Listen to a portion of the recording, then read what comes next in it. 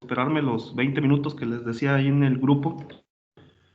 Solo que les comento, estoy aquí pues eh, aquí en la universidad, aquí en mi cubículo, y pues me hablaron de ahí de las oficinas que pues hemos estado trabajando del caso de la acreditación, y se han estado subiendo las cosas, pero han faltado algunas cosas y demás, y pues luego nos piden a nosotros colaboración. Por ejemplo, ahorita me pidieron que elaborara algo que se llama rúbricas de evaluación, que creo que no se tienen, y entonces se tienen que elaborar por materias, y pues yo voy a elaborar la rúbrica de estática, pero es me lo acaban de pedir ahorita, para antes de las 12 de la noche, que es cuando se deben de subir todas las cosas, o sea, tienen como fecha límite el día de hoy, ¿no? Y pues ni modo ahorita, pero yo creo que la voy a hacer rápido, pues creo. Entonces espero terminando ahorita la clase, pues poderme hacer esa parte. Miren, voy a empezar. El día de hoy vamos a empezar un tema nuevo. Ya hemos concluido con el tema de torsión, y entonces en ese tema nuevo vamos a empezar a ver lo que se refiere a las vigas, ¿no? ¿Qué es una viga? Cómo poderla definir, eh, eh, cómo se comporta una viga, cuál es a lo que trabaja fundamentalmente. Voy a generar algunos esquemas, y la idea es desarrollar el tema junto con ustedes, ir haciendo los diagramas, los esquemas y demás, y en ese afán, pues es irlos explicando. O sea, esa es la idea que tengo yo hoy de la clase, hasta cierto punto teórica, y luego después la parte cargada desde el punto de vista eh, desde el punto de vista práctico, o sea, es decir, desde el punto de vista de la resolución de problemas, pues ya lo veremos en las siguientes sesiones. Entonces, voy a compartirles, no es una presentación, voy a ir haciendo un documento de Word, para la solución de este ejercicio, o para la solución, más bien, para el planteamiento teórico de este tema. Entonces vamos a empezar. Miren, déjenme les comparto la pantalla. Yo tengo pues el tema de vigas preparado, y lo pudiéramos ver desde esa perspectiva. Además, pues también, pues ya como han visto, tengo varios libros digitales de los cuales pudiéramos sacar ya los esquemas y demás. Pero voy a hacer esa práctica el día de hoy. A ver qué surge. Voy a compartir la pantalla, y nos vamos al documento de Word. En el caso del documento de Word, pues vamos a empezar primero, pues el tema que vamos a analizar el día de hoy, pues es la unidad número 3, la unidad número 3 que se refiere así le voy a poner vigas. Eh, ¿Qué es lo que vamos a analizar en el caso de las vigas? Yo voy a abordar ese tema de vigas desde varios aspectos. Eh, lo primero que vamos a ver, y así va a ser más o menos la metodología de los problemas, vamos a ver algo que se llama diagramas de momento flexionante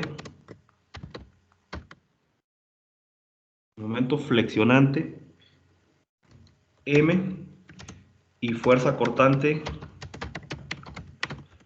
V.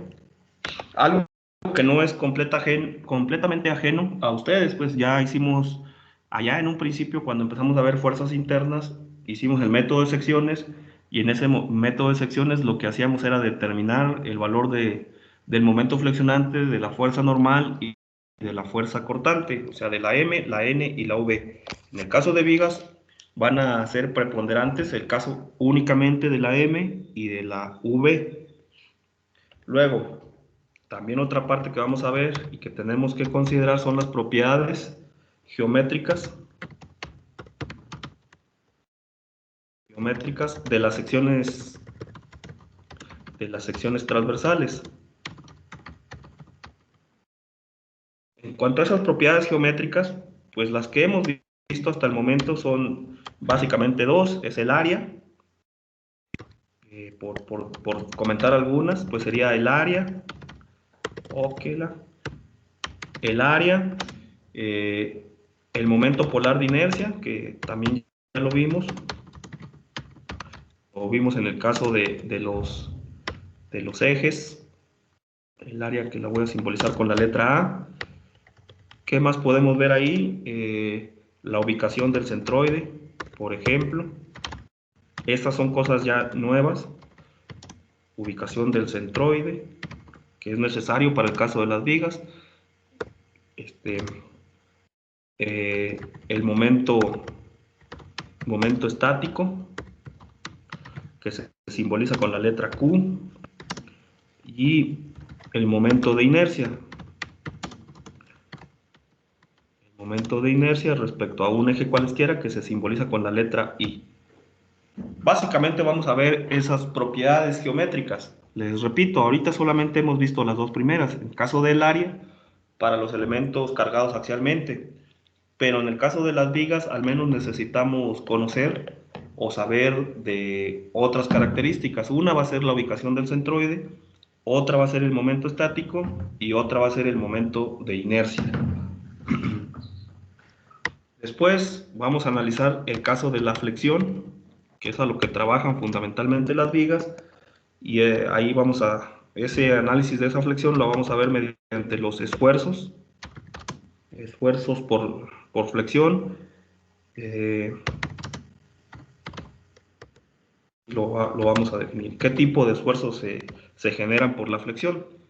Recuerden que hay dos tipos de esfuerzos cortantes y esfuerzos normales. Y en el caso de la flexión, ¿qué es lo que se generaría? Incluso aquí le podemos poner fórmula de la flexión. La fórmula de la flexión pues nos sirve para conocer los esfuerzos por flexión, y la otra pues, sería la fórmula del cortante.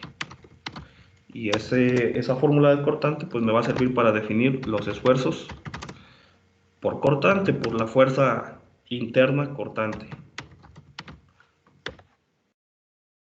Por último, esperemos llegar a la parte donde veríamos las deflexiones. Las deflexiones, que es algo que se consideraría los desplazamientos que se dan en las vigas. Esos serían los puntos mediante los cuales yo voy a abordar esta unidad. La unidad número 3, que sería la unidad referente a las vigas. Entonces, cuando analicemos o cuando resolvamos algunos de los problemas, pues van a ver que forzosamente tienen que estar inmersos todos esos puntos. De hecho, aquí voy a subrayar, estos dos puntos, pues prácticamente no son referencia, o sea, cuando veamos las propiedades geométricas de las secciones transversales para el caso de las vigas, pues me va a interesar los últimos tres, la ubicación del centroide, el momento estático y el momento de inercia. Entonces vamos a continuar. Primero, vamos a definir lo que sería una viga. Definición de viga. Hemos venido hablando o hemos ya analizado diferentes tipos de elementos estructurales, al menos en la unidad número 1 y en la unidad número 2. Hablamos primero de los elementos cargados axialmente. Esos elementos cargados axialmente les podíamos nombrar como barras, simplemente.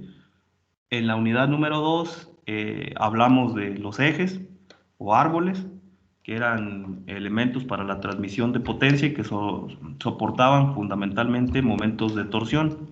Entonces, por definición, los elementos estructurales se clasifican de acuerdo al tipo de carga que soportan. Entonces, no quiere decir que, por ejemplo, una columna sea igual que una viga.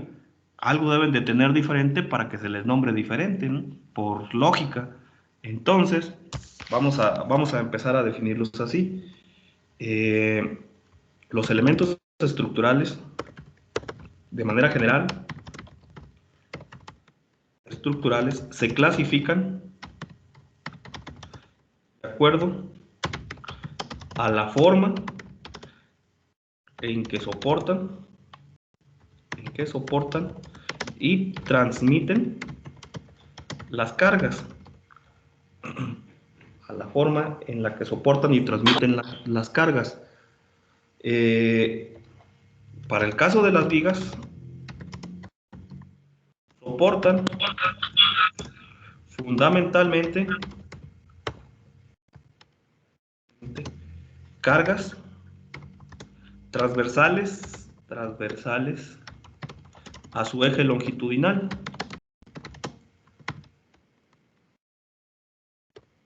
Es lo que harían las vigas. Soportan ese tipo de cargas transversales a su eje longitudinal, lo que los lleva, lo que provoca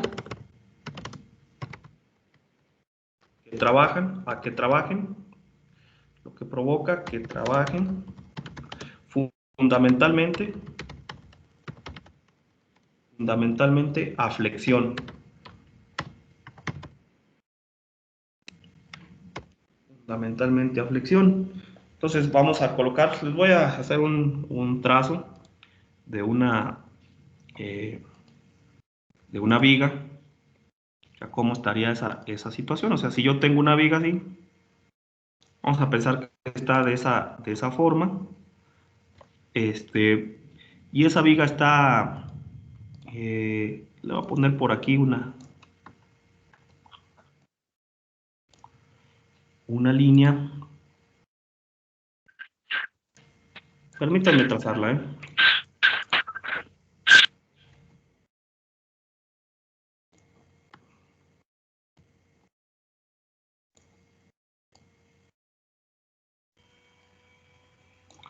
Así. Y luego, o sea, lo que estoy haciendo ahí es representar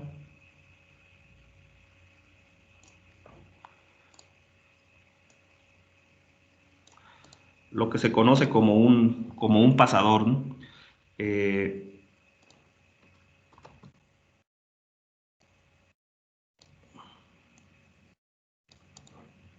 de esa forma. Y luego hasta el otro extremo le voy a colocar,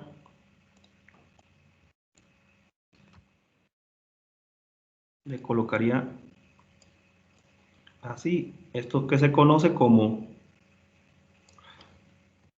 un rodillo.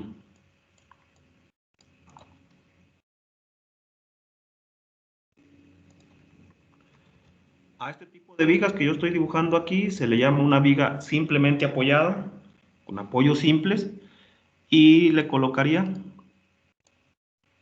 una carga ahí a la mitad, por ejemplo, roja,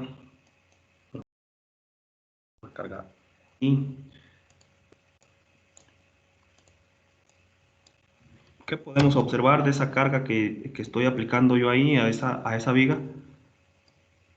¿Cómo es esa carga respecto a la viga? Pues es transversal al eje longitudinal de la viga, ¿no? Esa es la principal característica, es lo que quiero yo resaltar en este caso. Yo tengo ahí ese eje que le voy a quitar esa flecha que estoy colocándole ahí y le colocaría que es la representación de un eje. Incluso podemos colorear esa viga un poquito para que se vea mejor.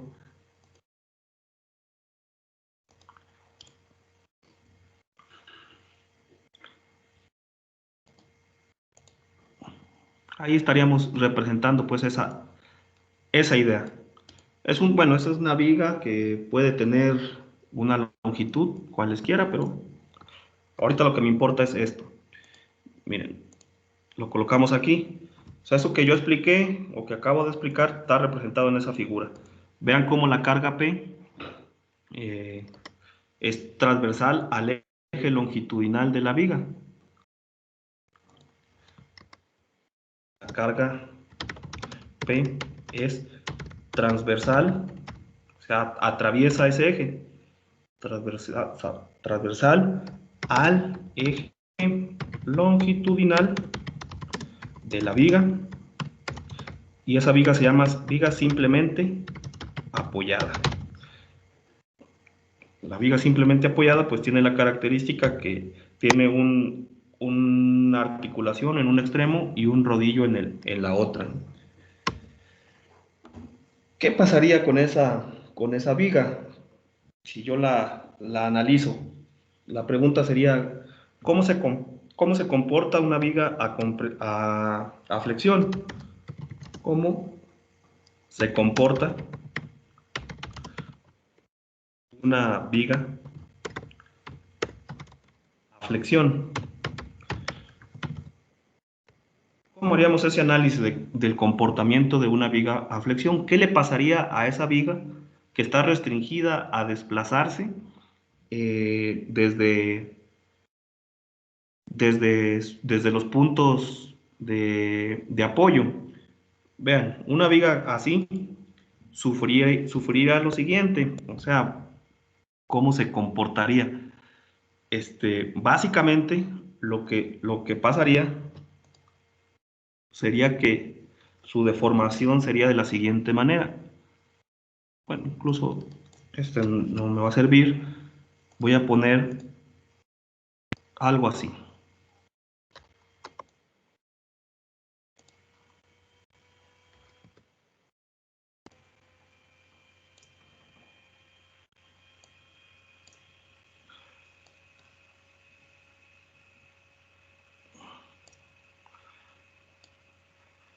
Obviamente exagerando un poco, ¿no? La deformación.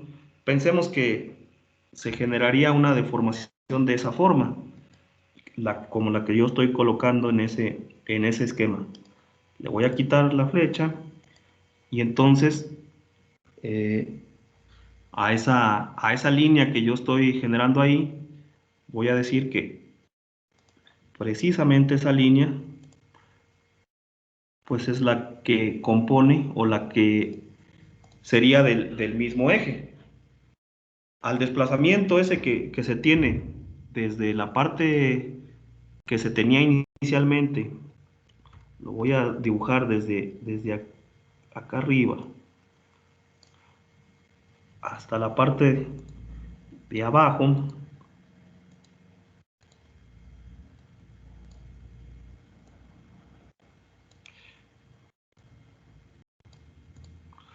A ese desplazamiento se le conoce con la letra, bueno, ahorita lo voy a simbolizar con la letra V, cursiva y Arial. A esa V se le llama deflexión. Es un desplazamiento, ¿verdad? Es como se desplaza un punto de la viga. Aquí le voy a poner que esa V es una deflexión.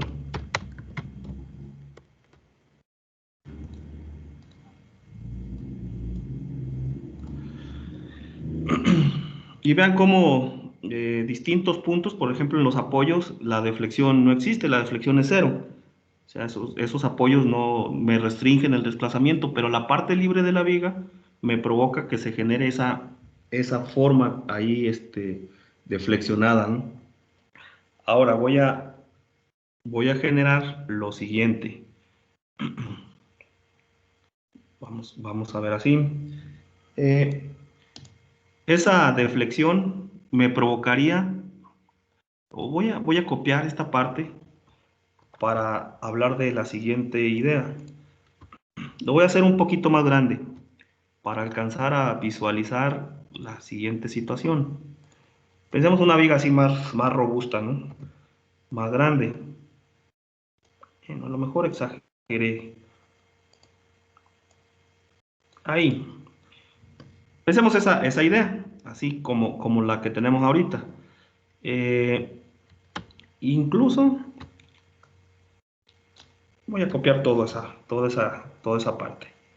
Me voy a ir acá abajo. O sea, pensemos que sigo teniendo toda esa configuración. Voy a borrar lo de la deflexión, pero Voy a hacer más grande la viga.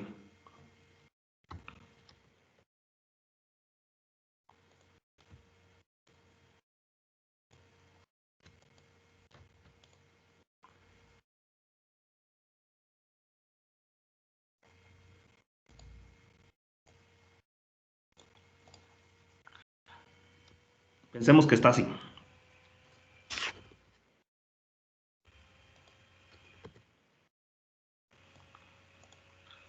Aquí lo que quiero llegar a generar es la siguiente idea. Primero voy a tener esa parte donde en apariencia los puntos no se desplazan y hay una deflexión, pero me voy a llevar esa idea para los demás puntos.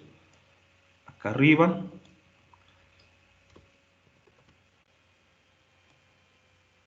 y acá abajo. Ya voy a representar o hacer una representación de la viga, de toda la viga. Y entonces, vean, o sea, lo que estoy aquí yo sufriendo para generar estos diagramas es para generar una situación. O sea, pensemos que ya ahí lo que voy a hacer es una viga flexionada. Eh, o incluso aquí voy a copiar.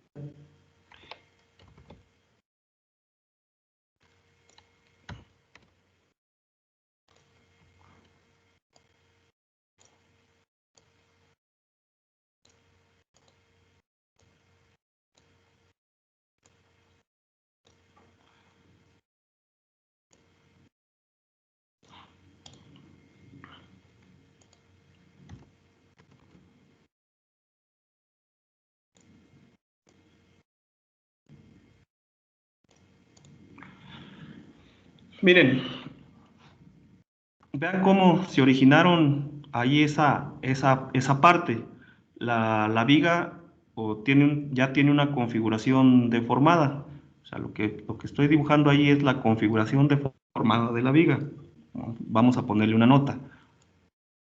Configuración deformada.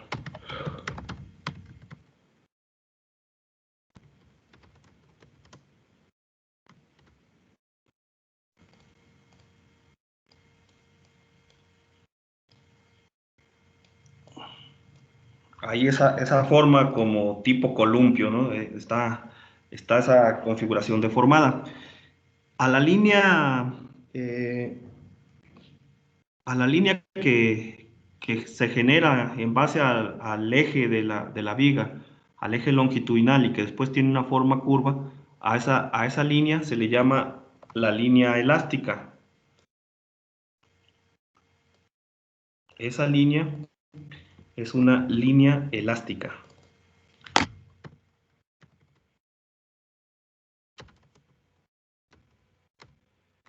Línea elástica. Que esa después va a ser importante. Podemos encontrar incluso una ecuación de esa línea elástica para encontrar la ecuación de esa línea que es curva. Pero pensemos en lo siguiente. Eh, si yo selecciono una parte de esa viga cuando no está en su configuración deformada, ocurriría lo siguiente.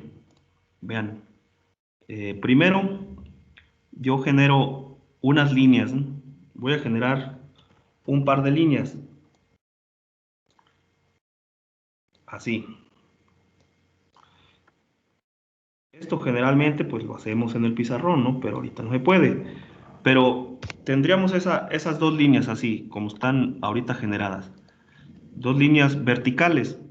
Pero ¿qué pasa con esas líneas verticales cuando se pasa de la configuración original, que era totalmente horizontal, a cuando se genera la configuración deformada? Si yo trazara esas líneas en en la viga, pues tendría una situación aquí donde tendría yo un segmento que lo voy a resaltar. Voy a trazar una línea, eh, el cual esa línea lo voy a resaltar, le voy a poner un, una distancia ahí. Vean lo que pasa con esa parte que está resaltada.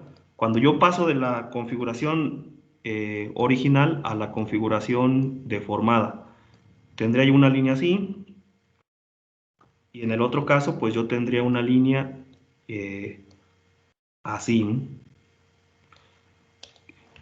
¿Qué me pueden decir con la línea esa resaltada negra que yo tenía en un principio? ¿Qué le pasó en la parte de arriba y qué le pasa en la parte de abajo? Para ser más específicos. Se hace más pequeña, ¿no?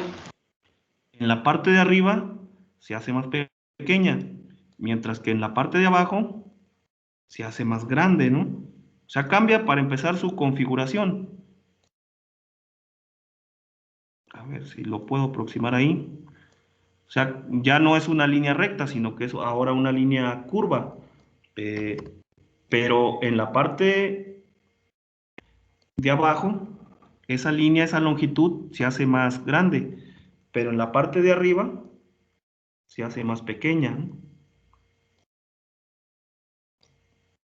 Y entonces, lo que pasa, lo que pasó ahí en esa situación es que arriba, a partir de esa línea punteada, después de la línea elástica, en la parte superior se genera una zona de compresión, mientras que en la parte de abajo se alargó, se origina una zona de tensión. Entonces, tengo la existencia de dos zonas. En la parte de abajo, y lo voy a poner ahí en esa parte, se origina una zona de tensión, mientras que en la parte de arriba se origina una zona de compresión, zona de tensión. Lo voy a poner así y vean que la línea se alargamiento, o sea, se alarga en la parte de abajo, mientras que en la parte de arriba comprime, o sea, hay una zona de compresión. Está la de compresión. O sea, todo esto que estamos ahorita viendo lo redactaremos, ¿no? La parte de arriba se acorta. Esa configuración deformada me originó esas dos zonas. El límite entre esas dos zonas es precisamente la línea elástica. Entonces vamos a generar toda esta figura junto con la figura de arriba, donde se observa la deflexión, cómo se comporta una viga, y entonces vamos a decir se comporta así como lo que estamos viendo ahorita ahí. ¿Qué significa todo esto? Voy a tratar de explicarlo aquí en un lado.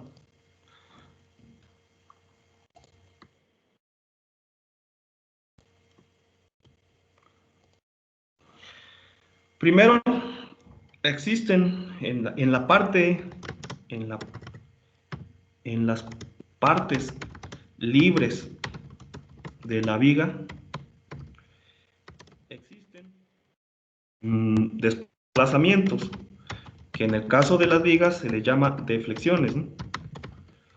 Eh, en menor o mayor medida, en dependencia de la condición de carga y su ubicación. O sea, vean cómo los puntos que están, en este caso, en el que la viga, en que la carga P está aplicada a la mitad de la longitud de la viga, o está aplicada sobre el claro, sobre la parte libre, pues la mayor deflexión se va a encontrar en puntos próximos a la aplicación de la carga. Y las menores deflexiones se van a encontrar en puntos cercanos a donde se encuentran los apoyos, que a final de cuentas, pues los apoyos son restricciones a esos desplazamientos. Entonces tendríamos esa primera situación. Después, ya analizando más a detalle, de acuerdo a la configuración deformada, de acuerdo a la configuración deformada de la viga,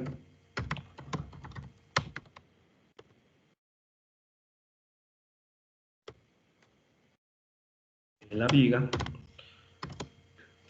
y haciendo una comparación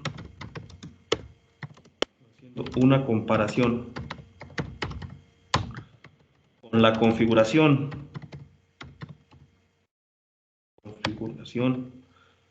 sin deformar, se llega a la conclusión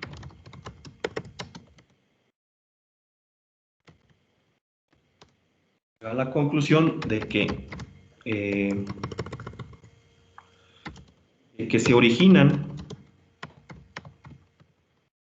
dos zonas en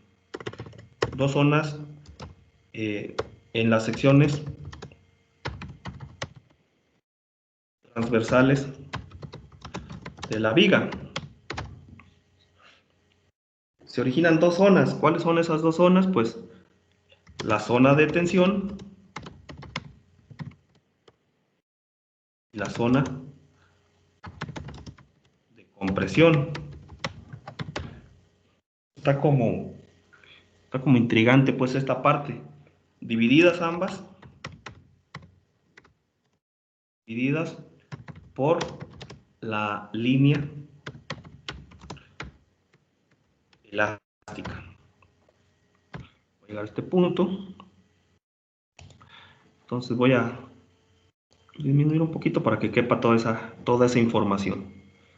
Entonces eso podríamos decir que es el comportamiento de la viga. La pregunta aquí, ¿sí se entendió? ¿Sí se entiende por qué se llega a esa conclusión de deformación de la viga y que existen esas dos zonas?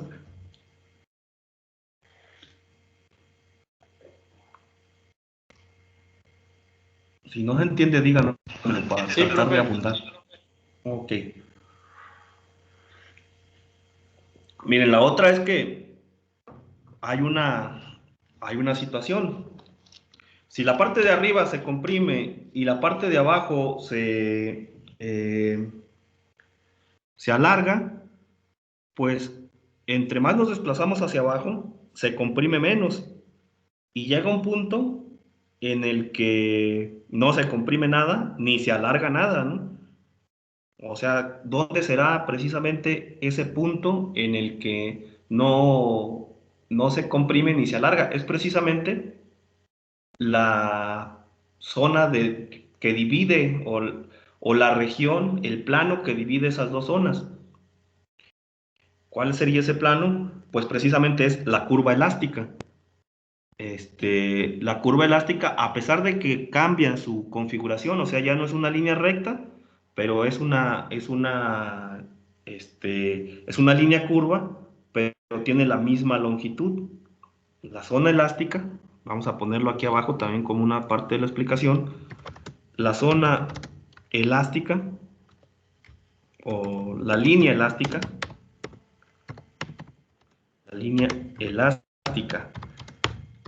es la división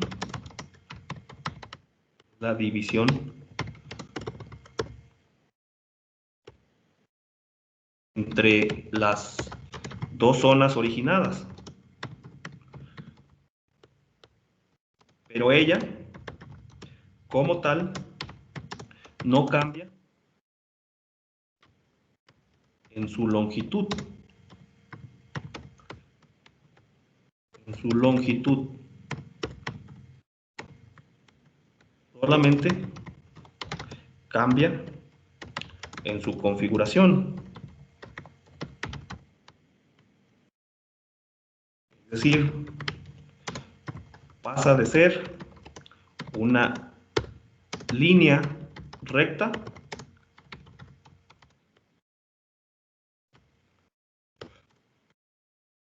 para ser una línea curva. Entonces esa sería la situación. Pero en la región o en la línea elástica no hay un cambio en cuanto a su longitud. No se está cortando ni se está alargando. Eso, eso pasaría, pues.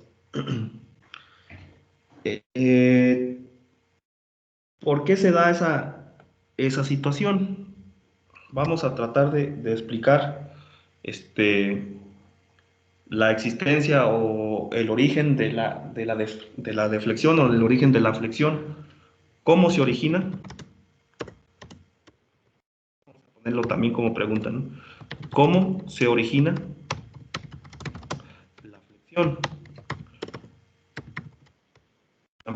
Voy a tratar de explicarlo de la siguiente manera, a ver si se entiende.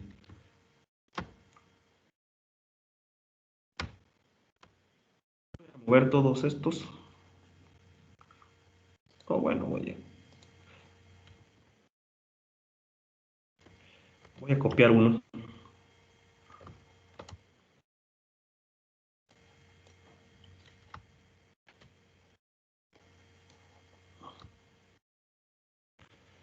Y miren,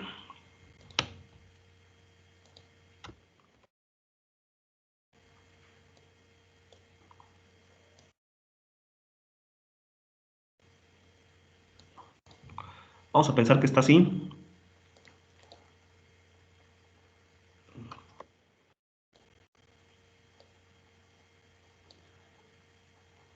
Ahí más o menos. Pensemos que esa es una configuración de una viga deformada en un segmento nada más de una viga. Tengo esa parte y así tendría la otra parte,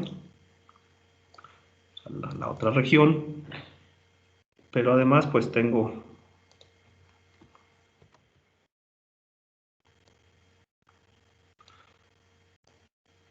esta que sería así como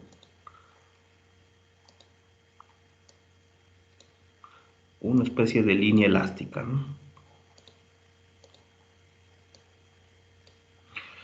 Así más o menos. Ahí está, la línea elástica en las dos regiones. Precisamente esa configuración se me va a dar a consecuencia de una situación. Un momento flexionante en la parte superior, en un lado, lo voy a poner más robusto y de color rojo. Y del otro lado, pues también se me da otro momento flexionante. Nada más que invertido, ¿no?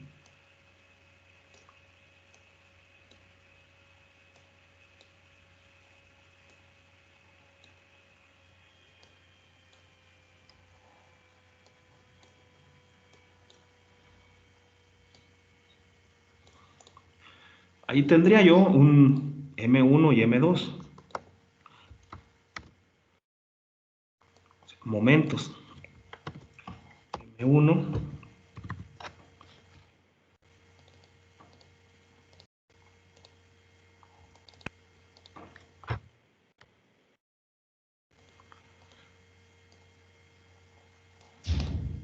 Es como si ustedes tomaran un bolígrafo o una barra y la intentaran torcer en ambos extremos, ¿no? En esos sentidos, así como lo estoy colocando yo ahí. Entonces, ¿qué le va a pasar a ese bolígrafo, a esa barra? Pues se va a someter a flexión. Entonces, lo que está pasando ahorita con ese elemento. Así es como trabaja un elemento sometido a flexión. La parte de arriba se comprime, la parte de abajo se tensa. O puede ser al revés, ¿no? Si yo coloco o le genero eh, esos momentos flexionantes o esos momentos en el otro sentido. Pudiera ser, pues entonces, ¿qué va a pasar con el elemento? Pues se va a curvear, pero hacia arriba. Entonces ahorita, como estoy colocando esos momentos en ese sentido, se curvean hacia abajo. Así en esa orden, en ese orden. Voy a colocar, esto me lo voy a llevar para acá. Entonces voy a decir que pues, la flexión se origina fundamentalmente por la existencia de momentos flexionantes. Esos momentos que estamos observando ahí. Entonces,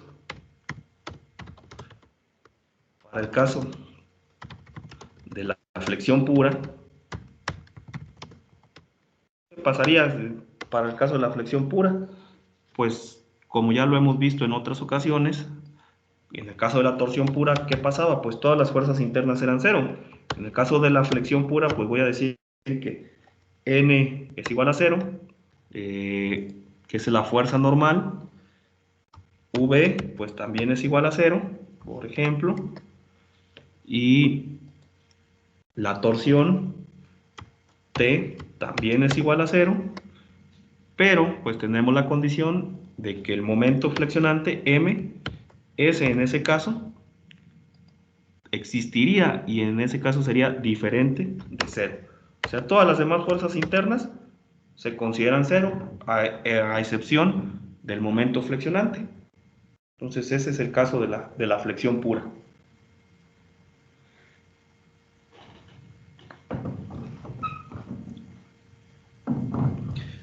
Vamos a ver dos hipótesis que serían de suma importancia para este caso.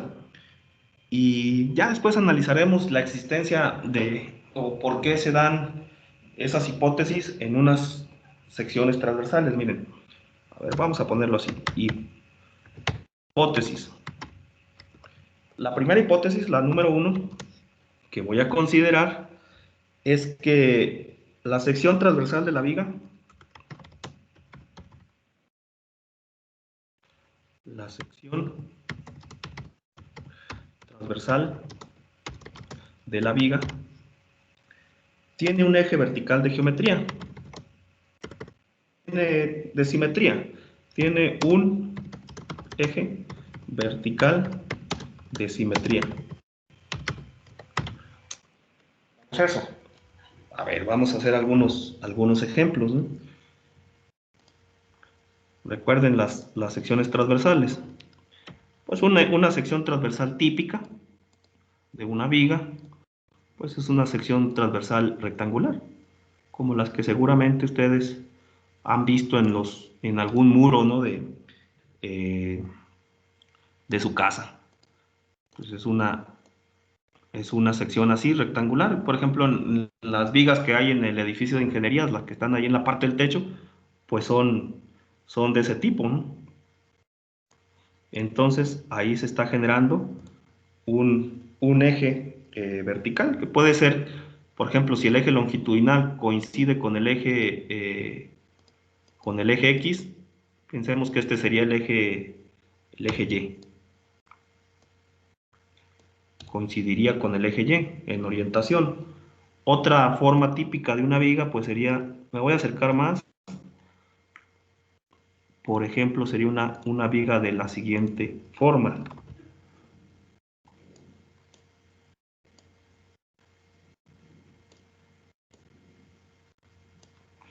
Seguramente ustedes han visto ese tipo de vigas, es una viga en T.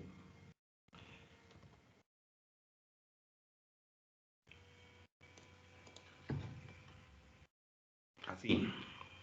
Bueno, la voy a poner que coincida con el eje de simetría y tendría yo así esa configuración.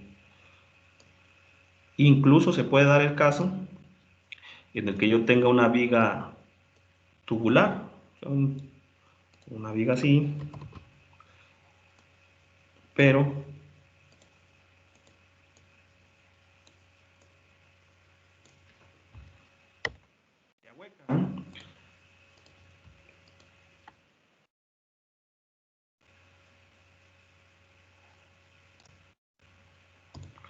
y ahí también tiene un eje de simetría que coincide con el eje Y.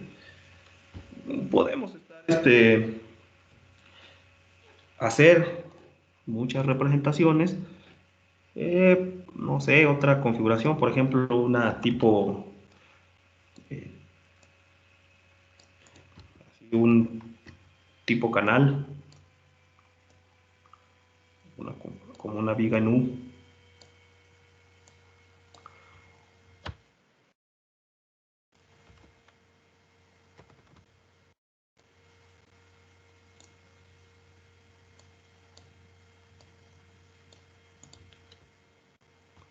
Para esa viga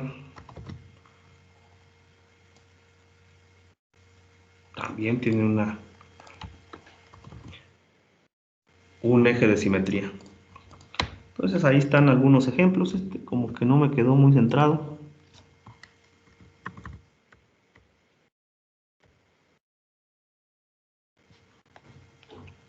Ahí está.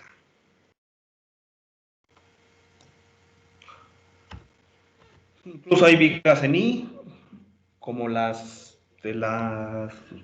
vías de ferrocarril, ¿no? Esas son vigas en I, así se le llama esa sección transversal. Eh, esa sería una forma.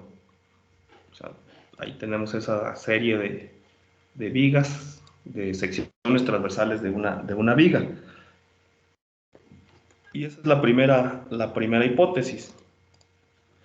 La segunda hipótesis sería que el plano de carga, la hipótesis número 2, el plano de carga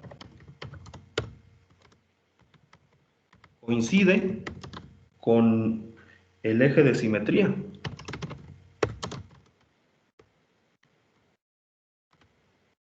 ¿Qué significa esto? A ver si me sale esa figura que quiero ahorita trazar, ¿eh? Está más complicada, pero vamos a pensar en una sección transversal sencilla, o la sección transversal rectangular. Pero pues bueno, vaya a ser primero como un isométrico. Hay que ustedes de esos que se la pasan haciendo con Humberto.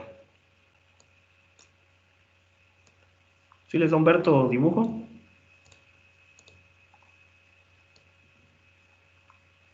¿O qué les da Humberto? Sí, profe. Se la pasan haciendo con Humberto.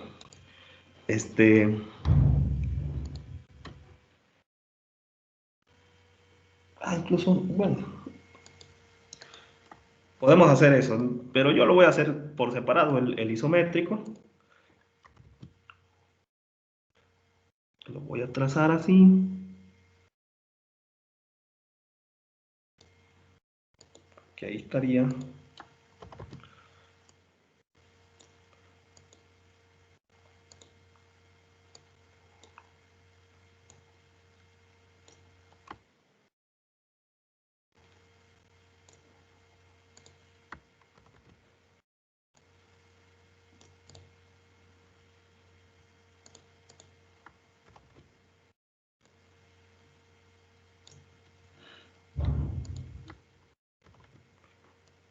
Vean, es una sección transversal rectangular, ¿no? Tendríamos esa situación. Entonces, por aquí, en esa sección transversal rectangular, pues tendríamos un eje de simetría, no sé, por ahí. Entonces, dice ahí que se tiene un plano donde pasan todos los ejes de simetría a lo largo de la sección transversal. Entonces, ese plano lo voy a representar aquí.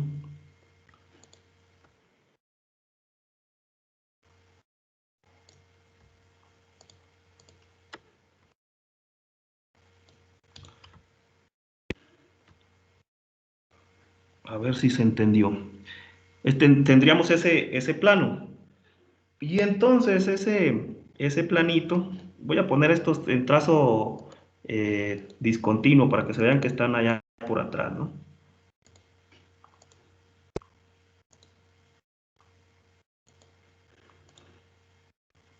Por ejemplo, así. Y ese plano, pues voy a trazar una línea. Y es muy importante esta parte, porque pensemos que tengo yo aplicada una carga distribuida, ¿no? Por ejemplo, así, que la voy a poner roja, gruesa, así.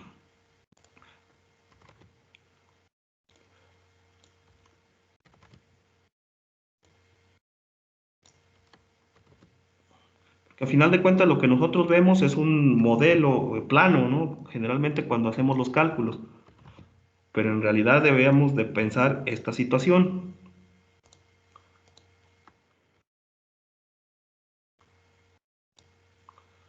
Pensemos que está una carga ahí distribuida, que lo voy a pintar igualmente roja, y valor 2. Y luego por acá, en algún punto arbitrario, cualesquiera, voy a tener otra carga. Pero ¿qué pasa con esa carga? Que también está sobre ese plano. Esos dos valores de carga le voy a poner a uno, le voy a poner Q, como carga distribuida.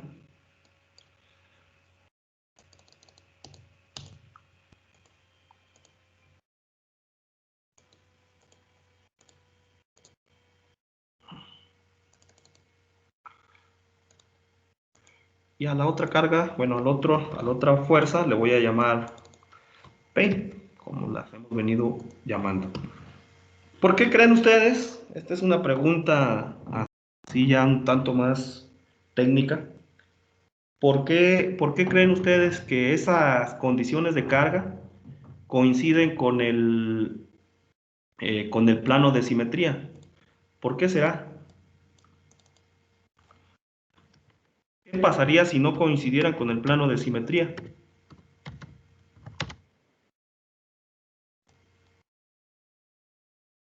Aquí lo voy a poner. ¿Qué creen que pasaría con este plano de simetría que está ahí?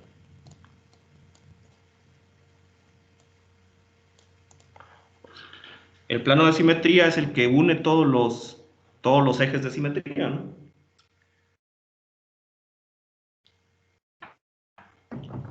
¿Nadie tiene una idea ni vaga de qué creen que pasaría si no coincidiera eh, o sea, si la condición de carga, cualquier carga no estuviera aplicada sobre el plano de simetría?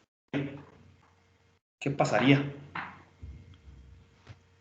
Como que se perdería el equilibrio de la viga, ¿no? ¿Y cómo se vería reflejado esa pérdida de equilibrio? Estaría chueca la viga. No, lo que pasaría es lo siguiente, o sea, las cargas, lo que provocarían si se sacaran, vean cómo la carga P y la carga Q pasarían por el eje longitudinal de la viga. Y entonces, si se salen de ese eje, lo que van a provocar es que la viga intente girar y entonces esta viga pues se convertiría más que en una viga como tal, pues se convertiría en un eje. O sea, porque esas vigas provocarían un momento alrededor del eje. Entonces es fundamental que ese plano de carga coincida con el eje de simetría, con el plano de simetría, para que no me generen, que no me generen torsión. Esto resulta fundamental, voy a ponerlo aquí, fundamental, para que las cargas aplicadas a la viga no generen momentos de torsión, es decir, momentos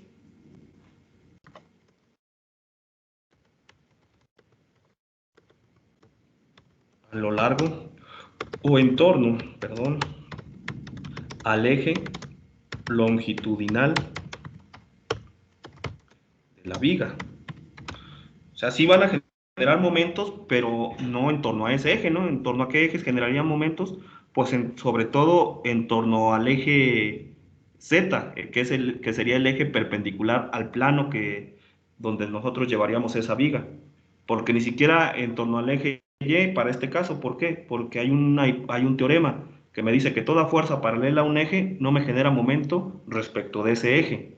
Entonces, no, si yo coloco en el plano el eje X que coincide con el eje longitudinal de la viga y el eje Y que coincide con el eje vertical, que sería el eje de simetría, este, pues si esas fuerzas pasan por el eje X, no me generan momento. Si pasan por el eje Y, bueno, si son paralelas al eje Y, pues tampoco me generan momento en torno a Y, pero sí provocarían momento en torno al eje Z, que es el eje perpendicular al plano, perpendicular a ese plano de simetría incluso.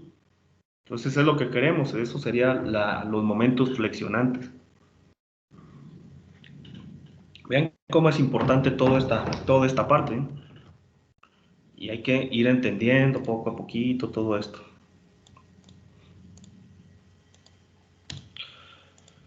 Bueno, esa sería la situación. Y entonces, ¿cómo, eh, cómo generar una formulita o cómo calcular esa situación de el esfuerzo que me generaría una, el esfuerzo que se generaría sobre una viga? Va a ser algo sumamente importante, pero hasta ahorita lo voy a dejar aquí. Ya es la 1:20, tuvimos poquito tiempo. Lo que sigue de aquí, o con lo que voy a continuar, en la siguiente clase, el día de mañana, voy a escribir lo que es la fórmula de la flexión. Igual, les voy a volver a dar la clase así, porque pues es como, bueno, fíjense, o sea, yo siento pues que es como si estuviéramos en el pizarrón, pues haciendo los trazos y demás, y creo que hasta cierto punto se entiende mejor. Este esquema de ese plano y demás, pues viene contenido en muchos libros, en prácticamente todos los libros lo traen, pero yo creo que es mejor si lo trazamos, pues, y eso es importante para ustedes, que se comprenda. ¿O quieren que ya les prepare una clase mañana? Si quieren, la preparo, pues. Bueno, ya la tengo preparada. ¿O cómo ven ustedes? Retroalimentenme, porfa. Profe, yo solo quisiera que suba su Word. Es que me faltó copiar eso, lo de después que dijo, la flexión se origina fundamentalmente por la existencia de momentos flexionantes. Entonces, para el caso de la flexión pura, ahí me quedé. Ahí, solamente eso, profe. Está bien, gracias. Sí, sí, sí, Antonio.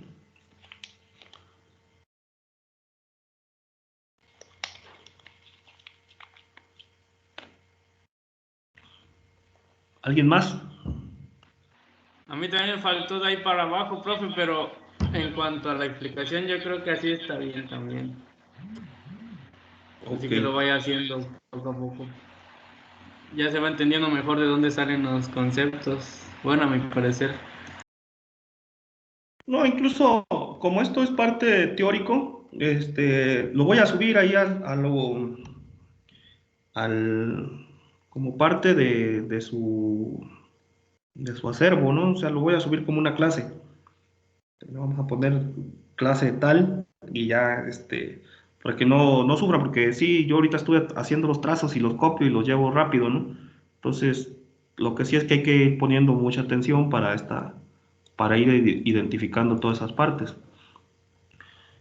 Créanme que la verdad es, de repente, si analizamos un libro, está muy amplio, pues luego el contenido está difícil, o yo creo que una de las cosas más difíciles es tener capacidad de síntesis, o sea, de ir de todo un campo a algo así tan concreto.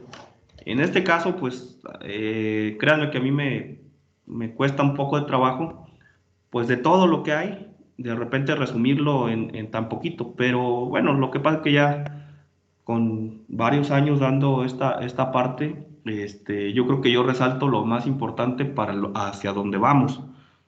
Y pues lo más importante serían estas situaciones, sobre todo las hipótesis, y que se entienda cómo se da el fenómeno de la flexión. Eso es lo que a mí me interesaba o me interesó mucho en esta primera clase. La segunda clase lo que quiero hacer es el análisis de la fórmula de la flexión.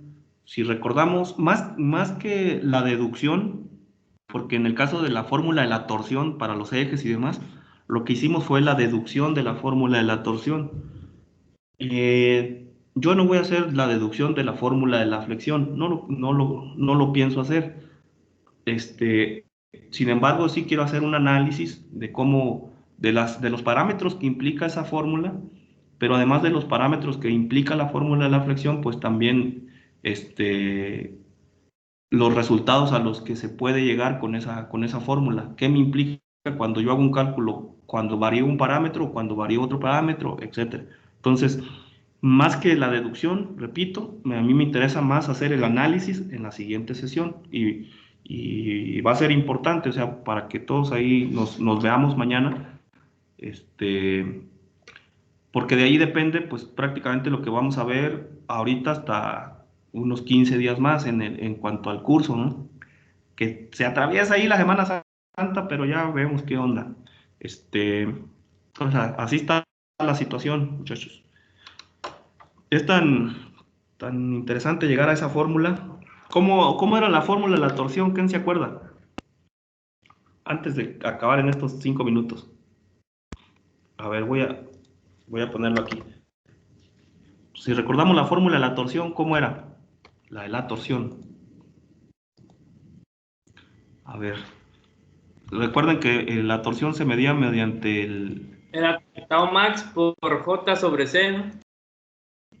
así, al revés, era T por C sobre J.